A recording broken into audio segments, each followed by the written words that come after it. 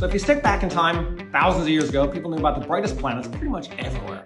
These are Mercury, Venus, Mars, Jupiter, and Saturn. And pretty much every culture knew about these 5 planets, which they could easily see up in the sky. They had different names for them, names that we use now in English. These come from the Roman names. And that's because the early astronomers in Europe wrote in Latin, and Latin was the language of the Roman Empire, so we ended up with these Roman names after the Roman gods: Mercury, Venus, Mars, Jupiter, and Saturn.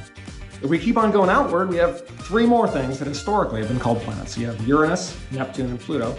These are Greek or Roman names. These planets weren't seen by the Greeks or Romans, but because the discoverers wanted their planets to fit in with the existing theme of the mythology of the existing planets. And all these are totally different than the inner planets because these were discovered more recently. They're fainter and they move more slowly. You can't see them with your naked eye. You have to use a telescope, and that's how they were discovered.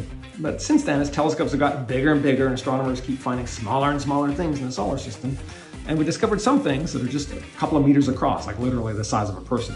And we've discovered thousands of Kuiper Belt objects, which are more or less like Pluto, a little smaller, a little further away, but the same basic idea. Some people still call it a planet, but oftentimes it's called a dwarf planet. That's what the International Astronomical Union says, which is the group responsible for naming things. The issue with Pluto is you're trying to define a fuzzy line between a planet and not a planet, and it boils down to size. So there's so much more in the solar system to name. There's moons, asteroids, comets, rings, Kuiper Belt objects, craters.